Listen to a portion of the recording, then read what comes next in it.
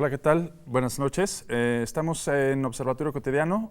A nombre de la titular de este programa, la maestra Mireya Imas, está acá su servidor, soy Luis Gutiérrez, y hoy vamos a hablar sobre ciencia de los datos. Y para hablar sobre ciencia de los datos nos acompañan la doctora Pilar Ángeles, quien es coordinadora de la carrera de Ciencia de los Datos de la Universidad Nacional Autónoma de México, y el doctor Héctor Benítez Pérez, quien es el director del Instituto de Investigación de Matemáticas Aplicadas y en Sistemas, también de la UNAM. Muy buenas noches y bienvenido, doctor. Hoy vamos a hablar sobre ciencia de los datos. ¿Qué fenómenos de la vida actual han vuelto necesario desarrollar una ciencia de los datos? Bueno, el análisis de los datos empezó desde hace muchos años. Esto ha sido el resultado de un proceso de evolución en donde diversas disciplinas se han estado incorporando a fin de poder hacer que ese análisis sea cada vez más profundo, con diferentes tipos de datos cada vez, con más datos cada vez, con una respuesta más rápida y con una capacidad de análisis que llegue a la predicción o a la prescripción, que es parte de esta evolución, ¿no? Pero ¿ha habido cuántos años tiene el desarrollo de la ciencia de los datos o qué ha hecho que hoy sea todo un área de conocimiento? Bueno, básicamente lo que es la introducción de la inteligencia artificial a partir del aprendizaje de máquina que hace que se hagan predicciones. Y el hecho de que se puedan predecir cosas permite prevenir otras y eso tiene un potencial muy importante. Por ejemplo. Claro. Por ejemplo, en el caso de la mercadotecnia, podemos identificar cuáles son los segmentos de mercado, a qué personal se puede uno dirigir para poder darle el producto sin tener que lanzar una mercadotecnia masiva. Tú ya te diriges a cierto segmento, sabes qué producto les va a interesar y cuál va a ser el precio. Entonces, eso reduce muchísimo los costos. En el caso de la astronomía, por ejemplo, se puede predecir también cuáles son las rutas o los fenómenos que hay en las estrellas. En el caso de finanzas, también puedes predecir en qué sectores es mejor invertir. En el caso de la biología, te permite también para clasificar seres vivos. Entonces, tiene un rango muy, muy amplio de acción la ciencia de datos y eso ha contribuido a que el impacto sea mucho mayor. ¿Se producen más datos actualmente de lo que se producían en el siglo XX? Claro. Originalmente la información se almacenaba en una base de datos, ¿no? Nada más, era algo estructurado. Ahora con la explosión del internet, pues ¿quién no tuitea, no? Claro. O ¿quién no lanza algún comentario en algún red social? Todos. Entonces se ha hecho masiva la explosión la generación de explosión de información y sobre todo que no es estructurada, sino que puede ser con música, puede ser con imágenes, puede ser con textos. Y eso el análisis se va haciendo un poco más difícil, ¿no? Perdón, doctor, adelante. No, completamente de acuerdo. Me quedé pensando en esta idea de la acumulación del dato. Es decir, la predicción del uso del dato cada vez es mayor, más que predicción el almacenamiento de los datos. Y el hecho de poder procesar la información de manera más rápida, con algoritmos, no sé si más veloces, pero también más certeros, pues te permite entonces abrir una suerte de técnica que es analizar el dato. El dato como un ente, no como una suerte de motivo, sino como este sujeto que tenemos presente, ¿no? El dato en sí, exacto. Y el dato puede ser desde un carácter hasta la conformación de una propia imagen, que una imagen es muy compleja, ¿no? O un video es muy complejo, tiene muchísima información, pero este ente puede llamarse dato también. Entonces, dependiendo cómo nosotros veamos a esa unidad llamada dato, pues podemos procesarla, darle más información y darle entre sus pares una suerte de clasificación, una suerte de comportamiento que nos permita ver conductas, que nos permita ver patrones, que nos permita definir pues espacios de trabajo, ¿no? Y sobre esto, pues entonces podemos tener cierta conducta de predicción o de repetibilidad. Esto sucede en muchos fenómenos físicos, químicos, sociales, biológicos. Entonces ocurre ese fenómeno de predicción o de predictibilidad. Entonces, de alguna manera puedes llegar a representarlo. Y tenemos esa gran convergencia, ¿no? De muchísima información, ciertas técnicas de alto procesamiento de información y pues una suerte de capacidad de este almacenamiento y pues del propio procesamiento, ¿no? Eso creo que nos pone en un lugar en donde no habíamos estado, aunque se viene practicando esto, de el análisis de algún fenómeno a través de sus datos desde la época de los años 60, Okay. tiene este boom actualmente en el momento en que ocurre, pues ya tener toda una suerte de muchas fuentes de información, sin importar escala, sin importar magnitud, sin importar frecuencia. Es decir, tenemos la capacidad de poder ver un fenómeno desde varias perspectivas, muy lentas o muy rápidas. Ahora cada persona es una fuente de datos continua, ¿no? Completamente. Le entregamos nuestra posición, imágenes, Sí. nuestras opiniones a estas compañías de redes sociales, y a veces se dice que estas compañías saben más cómo somos que nosotros mismos. Sí. ¿Eso tiene que ver con la capacidad de analizar toda esta información? Así es. Sí, completamente, ¿no? A ver, pues no sé, ¿quieres comentar? Sí, el análisis lo que ha hecho que, como bien decías, muchas veces las compañías al ir captando tu información saben más de ti que tú mismo, ¿no? Y ahí también surge un problema porque está la seguridad, ¿no? La confidencialidad. Muchas veces nosotros expresamos nuestros sentimientos a través de alguna red social porque pensamos que lo hacemos hacia nuestros amigos, ¿no? Y es cierto, es prácticamente de inmediato en donde yo puedo expresar algún sentimiento hacia mi círculo de amigos. Pero no nada más va hacia ese círculo de amigos, va hacia algún lugar en donde se está haciendo ese análisis y están generando más situaciones a partir de eso. Entonces también ahí habría que ser un poco más cuidadosos, sobre todo con la parte de la seguridad y la confidencialidad de la información. Nuestra casa de estudios recientemente abrió esta posibilidad de estudiar ciencia de datos. ¿Cuántos años tiene esta convocatoria? ¿Cuándo surgió esta convocatoria y cuáles son las razones que llevaron a su incorporación en nuestra currícula? Hace años, hace como 4 años tal vez, posiblemente me equivoque un poquito más, un poquito menos, nos reunimos varios académicos, una treintena tal vez fuimos, es decir, más o menos, ¿verdad? Un grupo grande. Un grupo grande de varias entidades. Okay. A ver, me gustaría empezar diciendo que como disciplina no hay un egresado en ciencia de datos todavía. Okay. Entonces nos juntamos pues más o menos un 30, 40 personas, académicos todos de la universidad, de varias entidades, a platicar acerca de ciencia de datos. Porque lo que encontramos fue que había químicos, biólogos, matemáticos, físicos, ingenieros, gente de ciencias sociales, que hacían lo que acabo de decir. Tengo muchos datos, de muchas escalas, de muchas frecuencias, no importa el fenómeno. Tengo mucha información. No sé qué hacer con toda esta información. Entonces tengo que de alguna manera revisarla, estudiarla, pero llevan a cabo como un proceso muy semejante. Es decir, la catalogo, la escalo, la pongo, la limpio, la preproceso, luego hago un análisis, un procesamiento y posteriormente la visualizo, la pongo en ciertos factores y luego a partir de esto pues puedo poner cierta información. Algunas conclusiones, alguna suerte de levanto la información de tal forma que veo un fenómeno prístino, que no lo veía en un principio, o alguna característica. Bueno, esto es más o menos, decíamos, bueno, pues que eso también yo lo hago, pero de otra forma, o el químico también yo lo llevo a cabo, pero analizando moléculas o construyendo moléculas. El biólogo o los ecólogos dicen, bueno, nosotros analizamos socioecosistemas y hacemos algo similar. Claro, la escala de tiempo es distinta, muchos factores, ¿no? El tipo de dato es distinto, pero era más o menos similar. Entonces decidimos, bueno, ¿qué nos haría común? ¿O qué haría una suerte de fundamento común, de base común entre todos nosotros? Claro.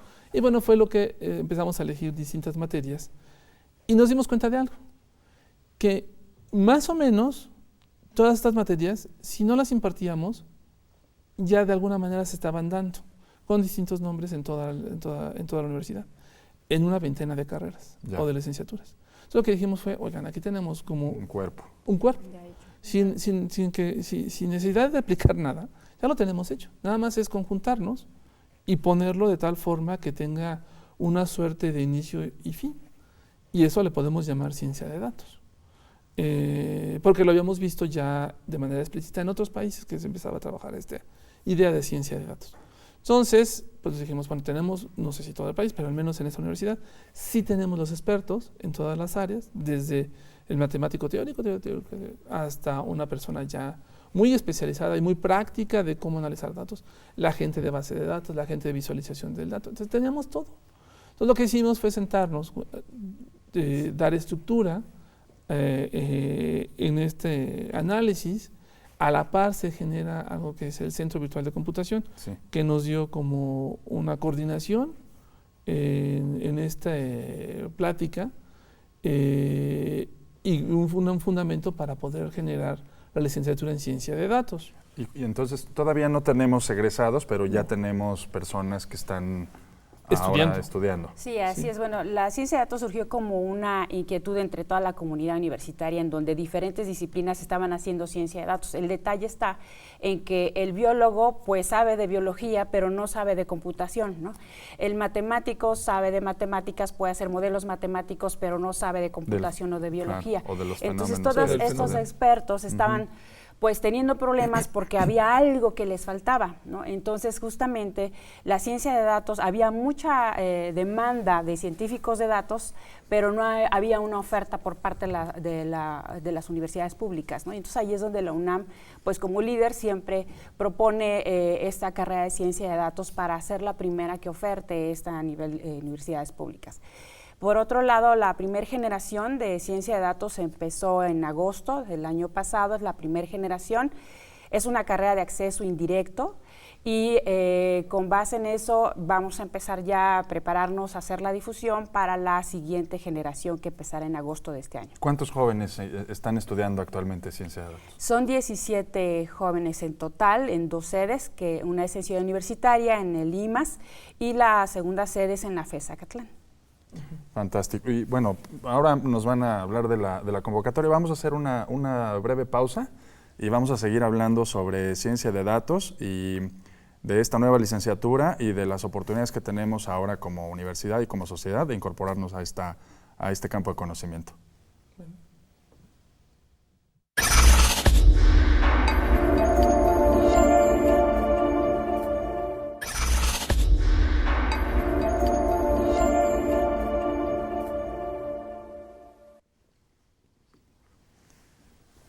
Buenas noches, estamos hablando, esto es Observatorio Cotidiano, estamos hablando de ciencia de datos y justo estábamos conversando sobre la licenciatura de la universidad en esta materia. Nos habían dicho que estamos en la primera generación, hay 17 personas, y nos decían que uno no ingresa directamente a esta licenciatura. ¿Qué hay que hacer para ingresar? ¿Cómo funciona? Sí, así es. Como comentaba anteriormente, la licenciatura es de ingreso indirecto. ¿A qué me refiero con esto? Toma los primeros 4 semestres de lo que es estudiantes de diversas carreras. ¿Qué carreras? Actuaría, física, matemáticas, matemáticas aplicadas a la computación, ciencias de la computación e ingeniería en computación.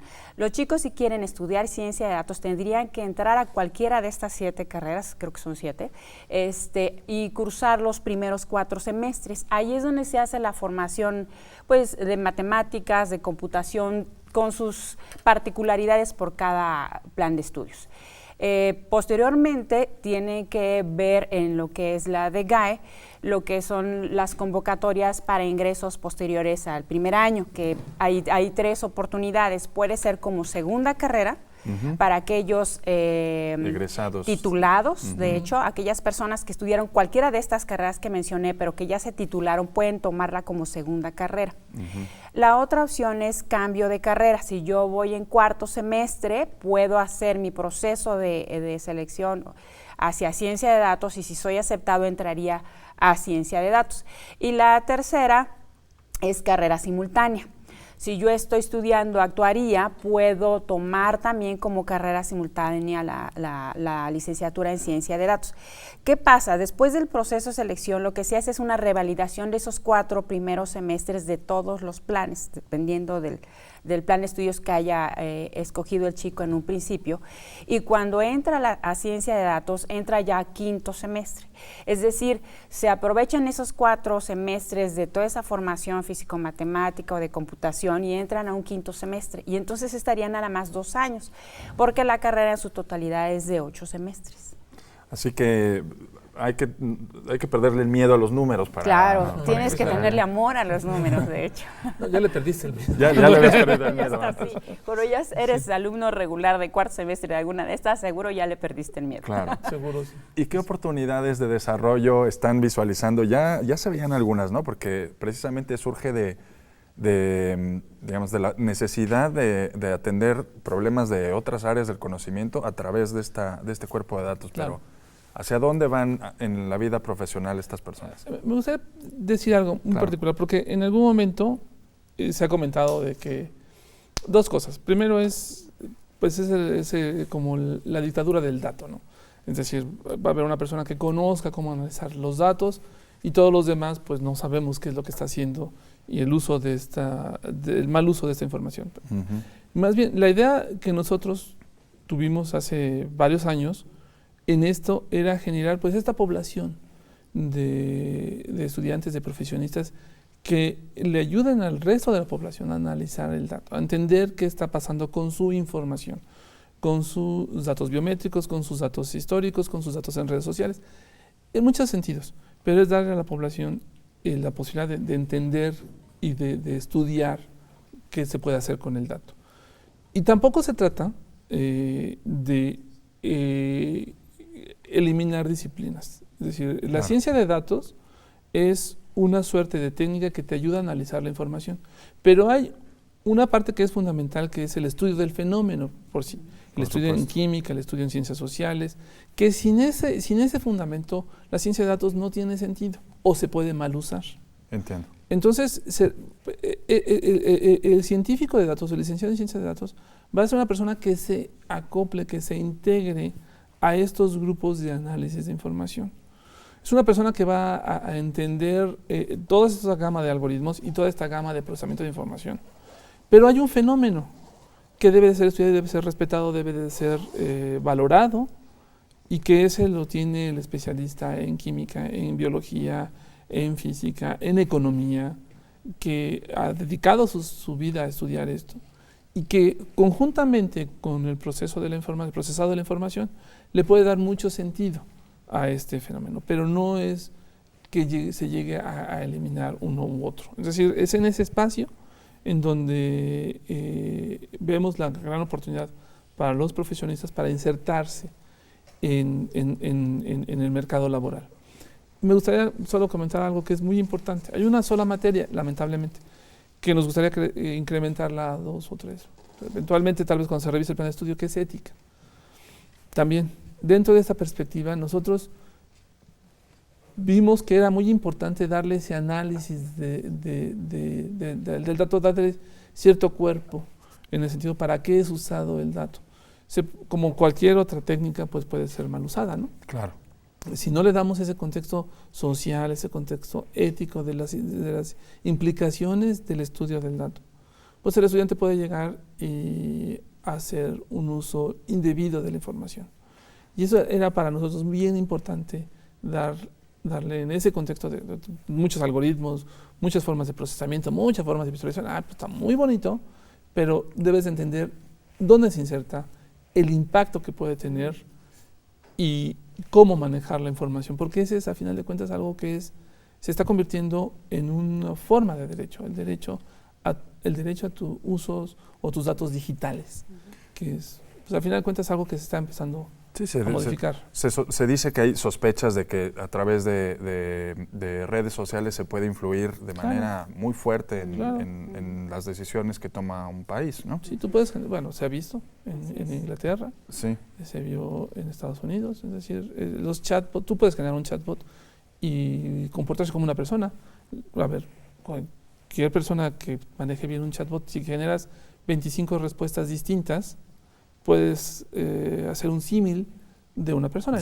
La mayor parte de la gente no va a reconocer que es un robot, porque tienes 25 variaciones de una respuesta, ¿no? Y es contable, es determinante, y es muy fácil de elegir 25 respuestas, ¿no?, para una computadora. Pues sí, es muy importante que más profesionales estén prevenidos y además con este sentido ético pero como casi todo conocimiento, ¿no? Pero ahora claro. que es emergente, pues también requiere una base ética más fuerte. Nos decían que se desarrolló apenas estos días un datatón. Sí, ¿Qué es un datatón? Bueno, un datatón fue una actividad que se organizó ahí en el instituto, en Limas, con el objetivo de formar chicos que probablemente estén en los primeros semestres y que no sepan qué es la ciencia de datos. Entonces el datatón, el objetivo era darles ese sabor, esa experiencia de si yo voy el primer día a una serie de talleres, me dicen cómo puedo hacer análisis, me presentan un reto en donde me dan ciertos datos y tengo que hacer equipos con gente que probablemente no conozco, que también es otra de las particularidades. Tenemos que hacer equipos, trabajo en equipo y grupos multidisciplinarios. Entonces los chicos estuvieron el jueves tomando 3 talleres de teoría de grafos, predicción de aristas en grafos, y lo que fue el viernes pasaron toda la noche hasta el sábado al mediodía haciendo la programación de lo que era la predicción de artículos, predicción de aristas, en términos de que la base de datos era una base de datos que conformaba todos los artículos científicos del DLP, ¿sí? Y se iba haciendo un grafo con base a los autores y los artículos que ellos habían trabajado en colaboración, de tal manera que se les dio un rango de años para que hicieran su análisis, y se probó con otra base de datos en un rango de años posterior para ver si las predicciones de aquellas colaboraciones entre investigadores fue real o no.